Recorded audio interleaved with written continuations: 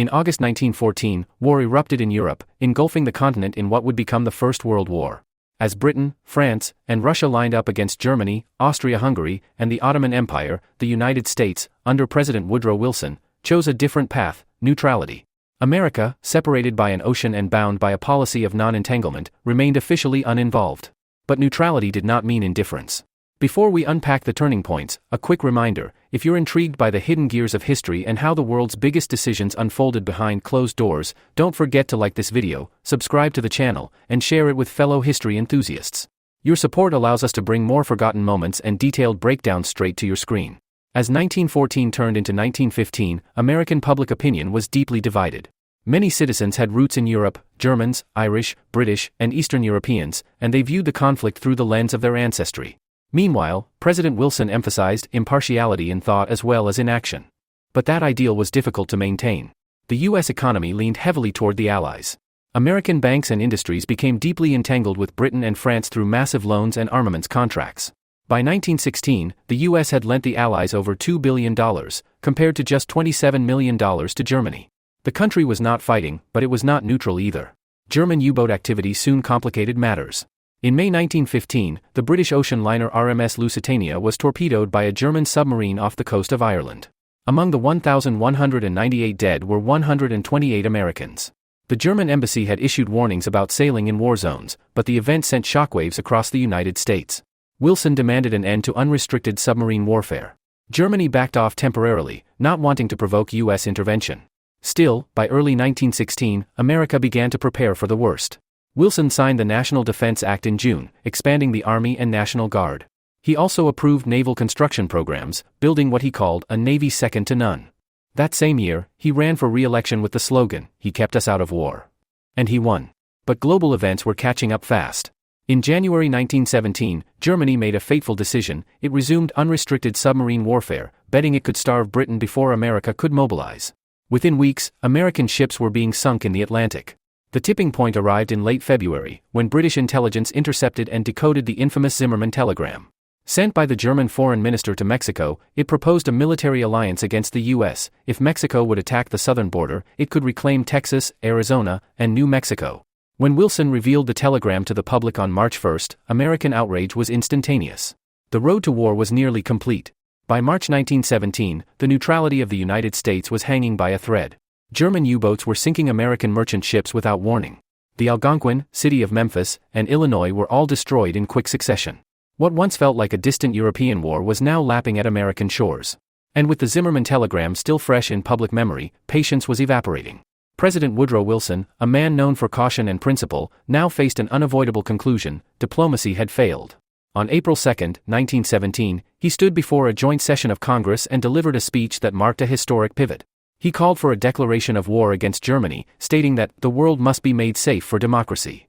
It was not merely a defense of territory, but of ideals. Isolationism, for the moment, gave way to internationalism. Congress responded decisively. On April 6, the United States formally entered World War I. The vote was overwhelming: 373 to 50 in the House, 82 to 6 in the Senate. The nation, long reluctant, had stepped onto the global stage. But war was easier declared than fought.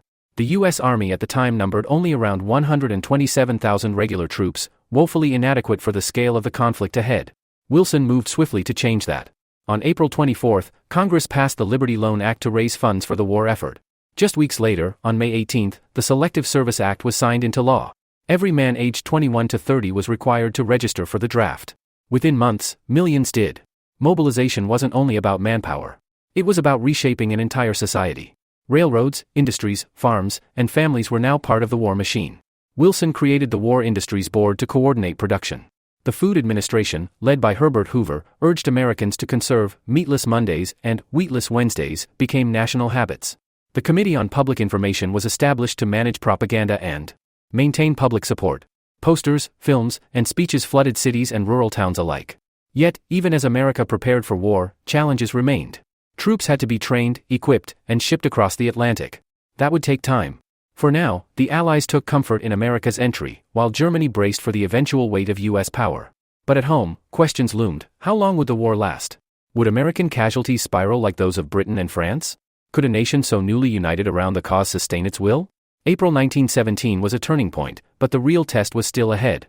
When the United States declared war in April 1917, its army was small, inexperienced, and unprepared for the brutal realities of European trench warfare. But the industrial might and manpower of America would soon tip the balance. The challenge now was getting there, over there, as the popular patriotic song declared. The first major wave of American troops, known as the American Expeditionary Forces, AEF, began arriving in France in June 1917. They were led by General John J. Pershing, a disciplined and demanding officer who had previously commanded troops in Mexico. Pershing insisted that American forces fight as a separate entity, under American command. He did not want them absorbed into British or French units. This decision would delay U.S. involvement in frontline combat, but it preserved American autonomy and laid the foundation for future strategic leadership. Throughout late 1917, the build-up was slow. Troops trained near Bordeaux and other staging grounds. Supplies and weapons were rushed across the Atlantic. Uniforms had to be sewn, rifles produced, ships converted. By year's end, only around 175,000 American soldiers were in Europe. But the tide was turning. Back home, the U.S. was transforming. Women took up industrial jobs. African American soldiers, though often relegated to labor battalions, began their own journey to France. The War Department launched massive training programs. Liberty Bond drives raised billions. Every passing week saw more troops trained, shipped, and deployed. Meanwhile, Europe was shifting dangerously. In November 1917, the Bolsheviks seized power in Russia and signed an armistice with Germany. This freed German divisions from the Eastern Front, allowing them to concentrate on France. The Allied lines were vulnerable, and the clock was ticking. Pershing knew that once the Germans moved, it would be a race to reinforce the Western Front before it cracked. In early 1918, that German offensive finally began. It was called the Spring Offensive, and it hit hard. The Germans threw everything they had at the British and French trenches. By March, they were dangerously close to Paris. Now, it was no longer a matter of waiting. American forces had to fight. In April 1918, American troops engaged in their first major battle at Cantigny. Though small, the victory was symbolic. It proved that the doughboys could hold their own. By June, they were fighting fiercely at Château-Thierry and Belleau Wood, pushing back seasoned German units. These early battles, though limited in scale, marked a dramatic shift. The Americans were green, but determined. They brought fresh energy, and most importantly, they weren't yet broken by years of trench warfare. By mid-1918, over 1 million American troops were in Europe. The tide had begun to turn. By the summer of 1918, the tide of the Great War was finally shifting. The German Spring Offensive, launched with brutal force in March, had stalled. Exhausted and overstretched, German troops faced a new, relentless counterattack, one that would become known as the 100 Days Offensive. It was here that the full weight of American involvement would be felt. The arrival of fresh U.S. forces added critical momentum, reinvigorating the Allies and pushing the Central Powers back toward defeat. On August 8, 1918, the Allies launched a massive assault near Amiens, France. It involved British, Canadian, Australian, and French forces, with American troops supporting operations elsewhere. That day would later be called the Black Day of the German Army, by German General Erich Ludendorff. The scale and coordination of the attack shattered German morale. Entire enemy units surrendered en masse. It was a psychological turning point. As August gave way to September, the Americans assumed a larger role. Under General Pershing, the American First Army was formed, tasked with leading its own offensive. On September 12, Pershing launched the Saint-Mihiel Offensive, a coordinated attack involving more than 500,000 American soldiers and 100,000 French troops. In just 4 days, they captured thousands of German prisoners and secured vital territory. But the true test came later that month. On September 26, American forces joined the final, and largest, Allied offensive of the war, the Meuse-Argonne Offensive. Stretching through dense forest and hilly terrain, it was a grueling, bloody campaign. Over 1.2 million American soldiers participated, making it the largest battle in U.S. military history at the time. It was here that men like Alvin York would perform legendary acts of heroism, capturing entire German machine gun nests single-handedly. The fighting was intense. Trenches, barbed wire, and machine guns slowed the advance. But the Americans kept pushing, learning hard lessons in modern warfare along the way. Casualties mounted on both sides. Supply lines were strained. Mud, gas attacks, and exhaustion wore down the troops. Yet the Allied line moved forward, week by week. Meanwhile, Germany was unraveling from within. Civilian unrest grew. Food shortages worsened. The flu pandemic ravaged both troops and civilians. And German allies, Bulgaria, the Ottoman Empire, and Austria-Hungary, began to fall away. By November 1, the Meuse-Argonne front broke wide open. The Germans, low on men, ammunition, and hope, began a desperate retreat. American troops reached the outskirts of Sedan, a strategic railway hub, while British and French forces surged across the Western Front. The final push was underway.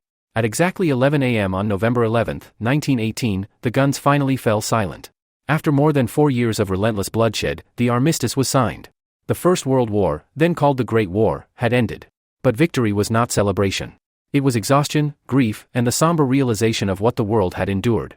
The cost had been catastrophic: over 16 million dead, 21 million wounded, and an entire generation scarred.